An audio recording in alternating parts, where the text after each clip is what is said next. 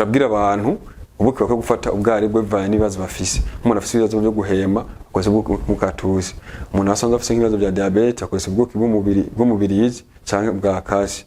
Hama abana batarakwiza umwaka kaza kuba ubuki.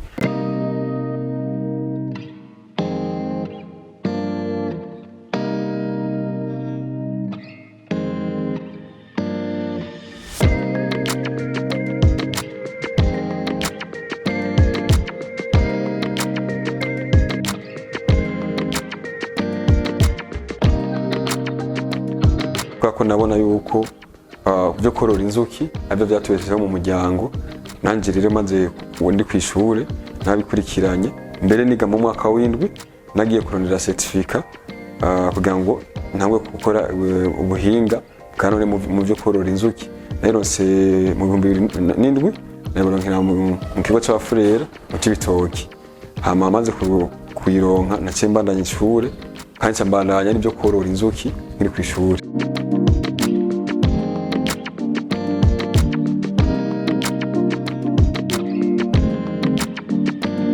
Maze guheza ishure rero mu 2015 hari mu bitoroshe twari twaciye dushinga association yitwa Zizontunga. Hama twakora mu Gitaza muri Rumonge.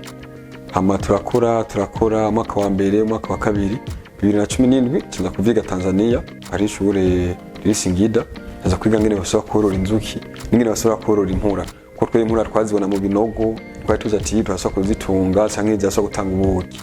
Hama ndagaruka ngarutse tuzibana yakorora inzuki 2017 none ava Tanzania. Hama 2018 tanza muri Kenya naho nyine kugira ngo ndavyige. 2019 tanza aho bita Kamwenge mu Buganda. Hama mu nyuma nagize amaformation ku mbuga ngukana bumenyi aho nigishije n'Abarusiya ngene bishobora gukoresha ibintu vy'imiti mu bintu bivuye mu nzuki ngene bavura abana ko kizera nuko umwana atakwiza umwaka basaba kumubuki. Hama mu nyuma ndabandanya nyene gushika naho narinje mishira hamwe ku rwego rwa yase. Hama ndajana n'imishira hamwe ku rwego rwa Afrika. Hama barava baranyemerera babonye ko niko ndabibandanya kaza ndamu membre urwego mpuzamakungu bizana ivy'inzuki. Gushika rero no musiko turavugana n'inserukira borozi b'inzuki nga mu Burundi ku rwego mpuzamakungu. Ibyo dukora ngaha rero turafise ubuki, turagira amaji, turagira amavuta yo kwisiga, turagira produit chimique dukoresha ishashara, turafise na tentimètre de propolis. Muri no mwanya dukora ivyo ariko turakorana n'ibimamara by'inzuki kugira ngo dufashe inzuki nize kuzatakaza umwanya. Turakora n'amabuji yo gucana. Akabijya k'ibintu byacu nuko cyambere turafise ibikoresho byabigenewe byo kubikora. Hama turafise n'ubumenyi buhagize bwo gukora ibyo byo korora inzuki no kwimbura ibivuye muri inzuki. Barako abantu bese bimbura ubuki gusa aho twemabona ko dufise amashashara. Iyo ni mu bisanzwe ishashara iza kudufasha cyane gukora ibintu bitandukanye. Ishashara donc mu Gifaransa bayita sidabe, ravamo n'amasirage, amambaraje n'ibindi. Ubuki rero bwacu tubushyira mu bitandukanye kandi uko tubushyira mu bitandukanye niko n'amababi yatandukanye. Uno munsi tuvuze ko ubuki tubugurisha nuvuga ngo nkene ubuki kuri kwibeye imwe. Oya bivanye n'amashugwe ndikizage kudahamwe canke bivanye n'ingene turonka ubwo buki bitugoye twashira ko ikindi giciro bako bwaboneka gake. Aha dufise ubuki butandukanye, dufise ubuki bw'inzuki zijya nini babita inzuki zijyana, dufise n'ubuki bw'impura. Hama rero ibiciro bigenda batandukana nk'ubu tugurisha 25 gushika kuri 40 ako bw'impura bwo duhera ku 150 kwa turonka bukenye kandi bagukoramo n'imiti cyane cyane nk'imiti y'abantu bafise ibibazo by'amafigo, ibibazo by'ibitigu. Umva nkibura yaho babuzibe cyane. Bafate nk'ubuki bw'umubirizi ikindi dushaka kugurisha hagati y'30 n'40. Ariko ubuki bw'inzuki zagiye kudaha amashugwe ayanyene tusanzwe tumenyereye ikindi tugurisha 25 n'igihe usanga byamanutse basa ku 200 vana n'igihe tuko turimbura. Umva rero turabwira abantu ubuki bakwiye gufata ubwari bwo bivanye n'ibibazo bafise. Umuntu afise ibibazo byo guhema akoresha ubwoko bw'umukatuzi, umuntu asanzwe afise ibibazo bya diabete akoresha ubwoko bw'umubirizi canke bwa kashi. Hama abana batarakwiza umwaka kaza kuba ubuki kubuki nuze Elma Sport umwana nawo nuze umubiri we ntubaragira kugira ngo estoma ihangane n'ibintu biba biri mu buki. Hama turagerageza no kubwira abantu yuko iyo bari barihereza ubuki batakoresha ibiyiko by'ibyuma ahubwo ukoresha ibiyiko by'ibiti, kubera ko ubuki busanzwemo les enzymes viva. Iyo usize mu kiyiko cyakiko kiza kujya amanzima arimo. Umusanzu ubuki abantu bose barabukeneye, twese turabukeneye. Umuntu yandikiwe igrama 50 ku munsi z'ubuki, kubera ubuki buza kudufasha kugira ngo umubiri wacu ukore neza. Umuntu akeneye isukari nayo ifasha ubwonko kugira ngo umuntu agume atekereze, agume afise inguvu. Isukari heze mu mubiri wumva ibintu biracangana, kubera ko ubuki bufise akamaro cyane cyane ku magara yacu. Butuma cerveau ikora neza, bituma amaraso atembera neza. N'igihe umuntu afise ikibazo cy'umutima, umutima utera nabi, agafata ubuki umutima usubira gutera neza. Hama ubuki buratuma urukuba rwacu rusa neza, ruguma ruremvye. Ubuki rero barabukoresha cyane cyane abantu bafise ibibazo vy'inguma, mu kuvura abantu bahiye, abantu bagenze kugira ama operation kugira ngo inkovu ziyonge, cyangwa kugira ngo ntagire ubucafu buza mu rwo ruguma. Rero abakiriya turabafise mu alimentation atandukanye. Mbere yuko turarondera abakiriya ku rwego mpuzamakungu mu masoko atandukanye, nari gihe tumaze kuza mu mahiganwa tugatahana ibibanza vyiza. Twararonse ingabire twahawe na ambasaderi w'Ubushinwa, amaze kudukeza ku ntambwe tugezeko. Iyo nayo yatumye dushika ku ihangiro, ambere twagize komanda y'amamashini yaza ko vuba tuzoronka amamashini atandukanye yo gukora ibintu bitandukanye. Hamwe tuzobona ko intambwe dufise muri ya vision ya 2040 na 2060 twebwe twifuza kugira uruganda. Hamwe tuzoba dufise abakozi batandukanye, dufise uruganda nyene, apana dufise inzu nk'iyi. Aho tugeze turagira ku matoni, basanga ku mwaka turimbura itoni 6-7. Hama ikintu kijanye n'abakozi arige baba ari benshi bivanye n'ibiraka twaronse. Nk'igihe twaronse nk'ibiraka byo gukora imizinga, nk'abakora imizinga bonyene basanga barikora kwira nka 20, 15, 10 cyangwa 8, ariko abo dukorana kwezi turi 8. Nuvuga ko ubwa mbere twaronka umutahe twagira ivy'ubuki gusa, ariko twaje dushyiramo amaji, twagishyiramo na tetime de la propolis. Noneho n'ivyo n'umuntu twashimbura utangura kuduga. Wasanga turi mu biro amajana 8 itoni imwe, ariko ubu yumva ko tugeze mu matoni 5, 6, 7. Umva rero umutahe twarose muri payeje badufashe cyane. Abanyamukuru nuko twebwe gwaruka turagira ahantu dukorera iwacu, gatahana iwacu, kubera ko iyo tuko turasubiza amahera muri payeje tukazaturana n'abantu b'inzu. Iyo umuntu rero upangiye abonye kuri teza imbere uzanye amamashini ibyo bitandukanye, aca kubroka agatanga kudugiza ko amahera menshi babona ko ataho havuza. Umva rero iyo ni ntambamye nyamukuru. Hamwe ni ntambamye uburyo buki, tacafise uburyo buki urumva tararonka ahantu bakorera. Bane ibintu dukora ni ibintu biremeye, takeneye ama déplacement, kuko udafise déplacement iwawe kugira ngo twari ibintu uze kubitanga abantu babikeneye biratugora.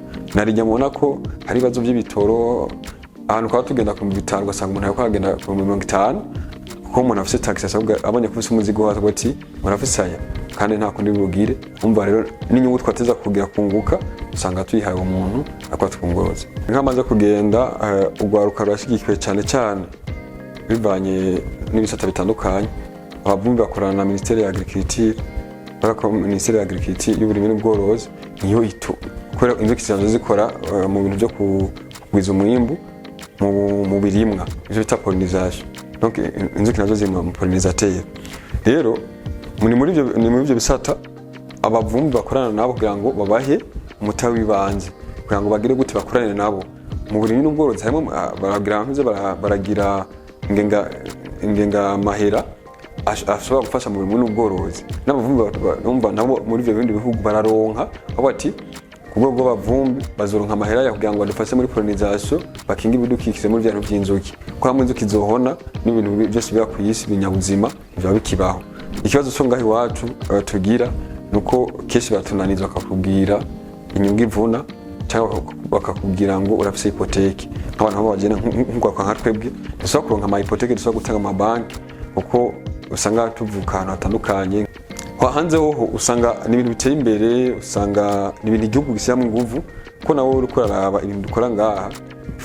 Ni vyiza ko tworonka imfashanyo ikwiriye ku rwego rw'igihugu kugira ngo Uburundi igihugu cy'amatanubu twerekane ko by'ukuri igihugu cyacu ari cy'amatanubu.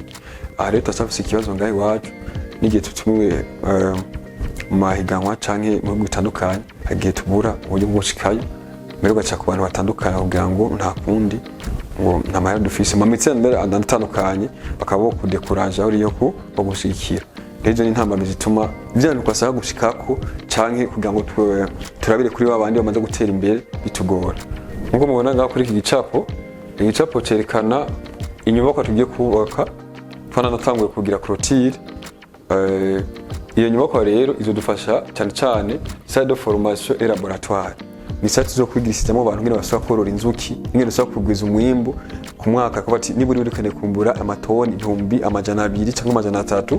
Iyi salle rero niyo tuzokuba dukorera amazarimo ibikoresho bitandukanye byo korora abamikazi, ibikoresho dushobora gukoresha kugira ngo stoke ubuki, imashini zigira zirongera natango ko bagiza commande mu Buhindi, hamwe ubuki tubusize mu kimashini ari tuzo gutore hariya imashini yazo kugira ama procedure yose ashoboka.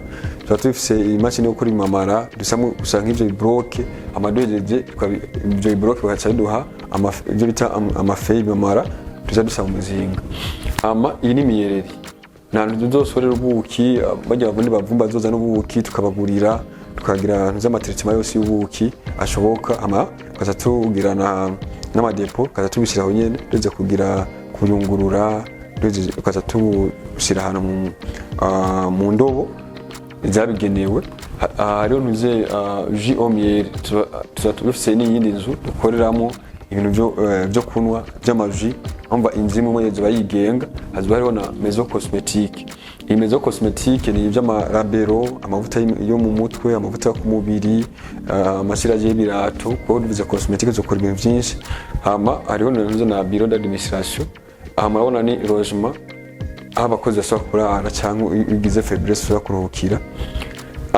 Turagize iruhande yaho tuzadushyiraho icyo bita maison d'apithérapie. Ni inzu tuzoba dukora turiko turakoreramo n'abandi ba docteur kugira ngo dutange gukora ibyo kuvuza imiti kama ivuye mu nzuki, kandi byo kurisha abantu inzuki, abantu bafise ibibazo by'aromatisme, ibintu byo kuvura abantu batandukanye, inguma n'ibindi.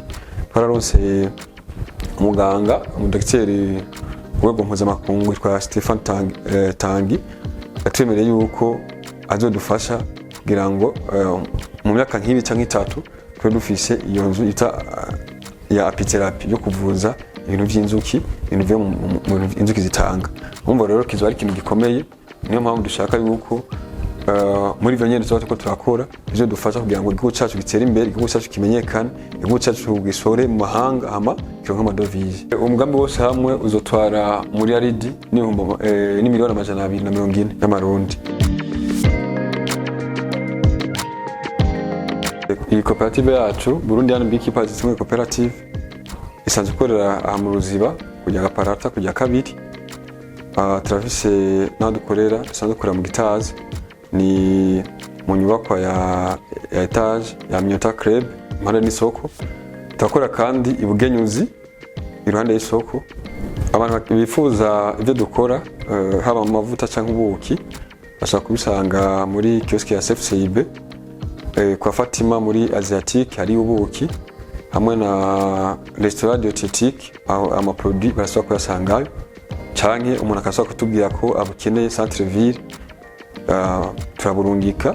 Icyo gusa twongera ko ni byo bizanye no kubunguruza mu gihe abantu akeneye ibintu bikeyi, ashaka kutwandikira cyangwa kuduhamagara dukoresha nimero ya telefone 69 80 85 80.